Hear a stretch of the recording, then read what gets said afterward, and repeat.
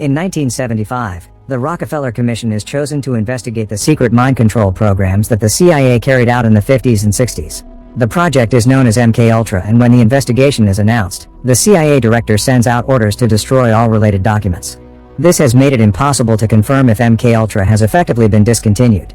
Dr. Emily is an agent for the National Crime Agency or NCA and specializes in military psychology. She's an expert at reading body language and can tell if someone is lying. One day she's summoned by Dr. Phillips, whose research she's used for her own work. Phillips wants her to participate in a classified project in which she must react to a selection of pre-recorded material. Emily signs the contract and Phillips reminds her that this room and these tapes don't exist before starting the video. The recording shows footage of Test Group 17 in a white room with just a few chairs and tables. Phillips confirms it's the same room that Emily can see in front of her. After a cleanup crew cleans the area, a nurse opens the door to let the first test subject in. Carrie has been given a long questionnaire to fill and she's surprised by some questions, like which holiday she would cancel. When she accidentally breaks her pencil, she asks for another one but nobody answers. Soon the nurse arrives with the next test subject and Carrie gets another pencil. The new guy is Tony, who notices that the tables and chairs have been screwed to the floor. He looks at the questionnaire and is also surprised by the questions, like the one asking him what he would give up 5 years of his life for.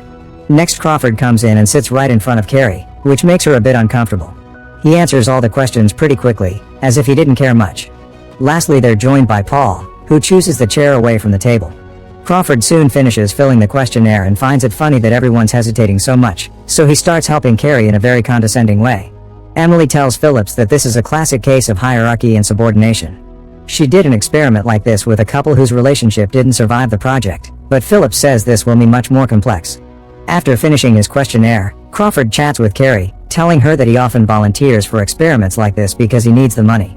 However, he thinks this place is fancier than the typical labs and that they'll get paid more than the usual $50 or $100. At that moment, the voiceover announces that Mother is in and Phillips enters the room. He introduces himself as the supervisor, but first he has to ask some routine questions. He confirms that everyone is an American citizen, that they're of sound mind, and that they weren't forced to come. Then he explains that they'll be testing the nature and limitations of the human psyche. The test is divided into 4 phases that will automatically start when he leaves. It lasts 8 hours, and the payment will be $250. Phillips asks them to write a contact number on the questionnaire and Paul says he doesn't have one. Next, he makes them put all their personal effects in envelopes, including their phones. Tony explains he's expecting a call from his girlfriend, but his phone is taken away anyway. Philip announces that each phase will eliminate a person, but no matter the order, they'll all get paid the same. He nicely asks Carrie for her name, only to suddenly grab her face and shoot her in the head. The others panic and drop to the floor while Phillips leaves the room, locking the door behind him. Crawford checks on Carrie and confirms she's dead. Tony laughs and claps, thinking this is all a prank for YouTube. An angry Crawford drags Tony to the body to force him to face the truth, and Tony finally panics. He starts screaming for help and throws himself at the windows to no avail.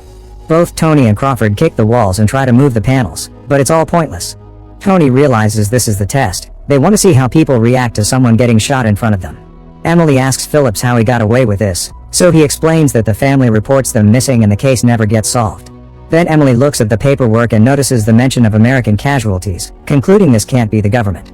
Phillips confirms that the MK program has always been outside the government but doesn't answer her other questions, promising things will make sense soon. In the room, the men wonder how this could be happening since the experiment was normally advertised in the newspaper's classifieds. They realize they have no idea where they are after the long drive that brought them here. Suddenly they hear a beep and a hatch on the wall opens to drop the gun that killed Carrie. Paul picks it up and points it at the others, thinking that the 4-phase elimination means only one can survive. Crawford makes him check the bullets and Paul discovers there's only one, so Crawford thinks the gun's purpose isn't to kill but to help them get out. Tony complains and Paul yells in return, so Crawford asks them to calm down. The windows are probably bulletproof, thus shooting them would be wasting the bullet. Another beep echoes in the room and a countdown appears on a small screen as a voice in the speaker says that they have 2 hours left. The hatch drops a paper sheet in the room and the voice asks them to answer the question. Crawford picks the paper sheet up and reads what number do Americans choose most frequently between 1 and 33? There are also rules. The person with the guess farthest from the correct answer will be the next casualty, and if they refuse to answer they all get eliminated. Phillips is surprised that Emily hasn't asked for the test goals yet, but she knows that if she asks that the interview would be over. He asks her for an observation, so Emily notices that the rules were written in a stilted way on purpose, as if using English as a second language. Phillips congratulates her, saying she's the fastest person to pick on that. She then points out that the MK program was shut down by 3 presidents because of civilian casualties, so she wonders how he can be doing this. Phillips explains that after 9/11 they were out of options and their actions have been granted full amnesty. He shares a quote from his superior, reminding her that anything they do is being done by their enemies too. In the room, Tony is jumping on the table to try to break the lights to no avail. Crawford hears a noise, so he and Tony put their ears to the floor vents. There are voices talking in a foreign language and Tony wonders if they were kidnapped by terrorists, but Crawford points out that this could be a trick to mess with their heads. Paul then notices that someone scratched the word help on the wall. Everyone takes a closer look and finds a bunch of names as well. They think there are other words too, but they've been painted over and are hard to read.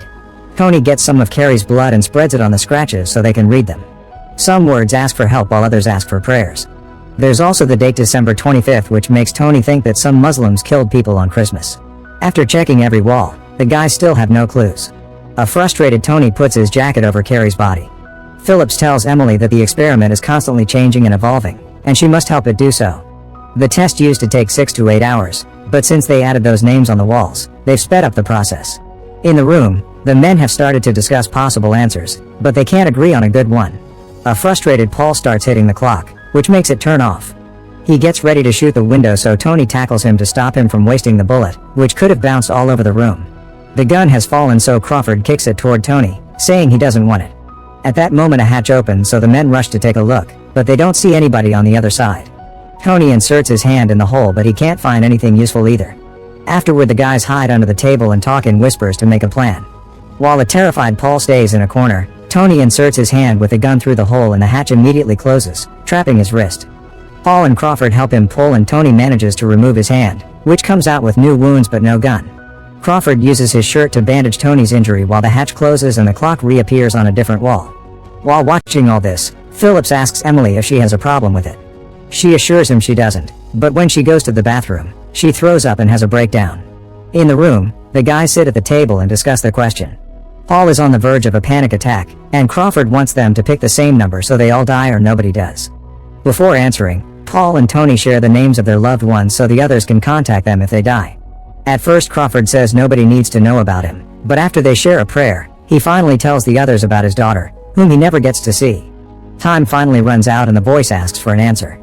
Tony and Crawford say 7 like they agreed on, but Paul answers 17. The voice announces that the next casualty has been selected and the ventilation ducts are open to fill the room with sleeping gas. The men cover their faces but quickly pass out. Then a medical unit enters the room and takes the trio away on stretchers. The tape ends and Phillips sends orders for the 3 men to be brought back to the room. He reveals that the events of the tape were recorded that morning, so the men had been out for a little over 3 hours. After reminding her that if she doesn't share observations she gets fired, Phillips gives Emily a lab coat and a mask and they enter the room together. Emily can't stop staring at the sleeping bodies and thinking about poor Carrie. The door closes and Phillips explains that the room was thoroughly designed to fit the experiment, calling it calculated intimidation. Now Emily has to watch how Phillips takes a gun and shoots Tony to kill him. She manages to stay calm while they leave the room and return to the window, where Phillips tells her to give the order to continue the test. Classic music is played in the room to wake up the survivors. Crawford confirms that Tony is dead and Paul has a breakdown. A furious Crawford throws Paul against the wall and starts beating him up for saying a different number. A gun is thrown through the hatch and Crawford grabs it to point it at Paul, who calls him one of them and tells him to go ahead. However, Crawford pulls away when he hears noises in the vent ducts. The hatch opens and another paper sheet is dropped in the room. Crawford notices that the question comes with a hint, so he tears the hint off and hides it in his pocket before reading the question to Paul. It says, where does the USA rank on the international list of average IQ? The person with the guess farthest from the correct answer will be the last casualty. If they don't answer or say the same thing, they both get killed. The hint said that the answer is outside the top 10, but Crawford doesn't share that. Phillips tells Emily that people will do anything to survive and puts down the key card before leaving the room. Paul starts having another breakdown, saying that last time he gave a different number by accident. Crawford doesn't believe him, pointing out Paul did what he had to do to survive. The scientists play the recorded voices in the ducts again and Crawford recognizes them as Muslims praying, so he concludes Tony was right. He drags Paul under the table and they discuss the situation in whispers, but the microphones pick everything they say anyway. Crawford keeps telling Paul that they need to get out and inform people about the experiment, but Paul wants to follow orders to survive. The scientists announce that Phillips has chosen the final candidate, so while everyone is distracted Emily steals the card key. Phillips starts talking about how hard it is to kill a man and Emily realizes he knew who the final subject would be since the beginning thanks to the questionnaires. In the room, Paul still refuses to cooperate, so Crawford gets on the table and starts jumping, hoping to reach the vents. After lots of effort, he manages to punch the lights enough times to break them, and shattered glass falls all over the place. Paul uses the distraction to get back the gun. Crawford removes a few metal pieces and jumps to hold on to the edge of the hole, but he can't climb up, so he asks Paul for help. As Paul grabs his legs and tries to push him up, the door opens and two scientists come in to record them. Paul makes a final effort to push Crawford up, which finally gets him inside the vent ducts. Then Paul tries to tackle the two scientists, who immediately tase him to knock him out. Crawford crawls through the vents for a while until he finds a grill that could take him to the roof. He starts pushing it to no avail. Two scientists on the roof approach the grill and spray sleeping gas on Crawford to knock him out too. After Crawford is brought back to the room, Emily finally snaps. She waits until the scientists are gone and rushes to the door to open it with a key card. As the alarm announces a security breach, Emily wakes the guys up and makes them run. However, this is just her imagination. She's actually standing by the window and watching the two unconscious men. Phillips realizes she has the key and takes it back, saying she's not ready. Emily swears she is and concludes that the goal of the experiment is to find apoptosis. This is a mechanism in the human body that makes the mind understand that a cell must be willing to surrender for the greater good. Paul wakes up and checks on Crawford, who asks about the time. They have only 30 minutes left, so they discuss possible answers. Using the hint he read earlier, Crawford lies to Paul and tells him that he read in a magazine that the answer is 5. He also describes what he remembers about the building layout from their arrival so they can be ready to escape when the door opens.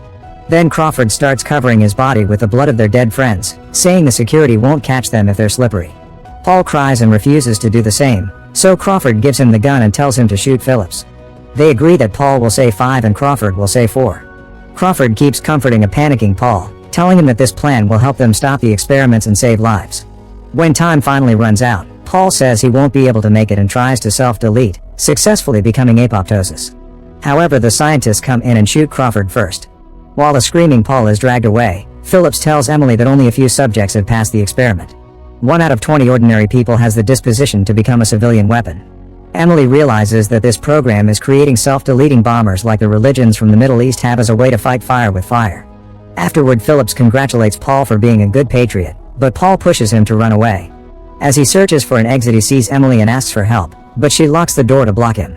Paul curses her as he pounds on the door, then he starts running again. As a team enters the room to clean it up, Phillips proudly accepts Emily into the program. Security continues to close specific doors to guide Paul toward a particular room. Emily realizes that today was only phase 1, which was the step to find suitable subjects. Paul enters a room with other men who also passed phase 1 and a voice announces that now it's time for phase 2. Make sure to subscribe and turn on notifications so you can watch more videos like this. Thanks for watching.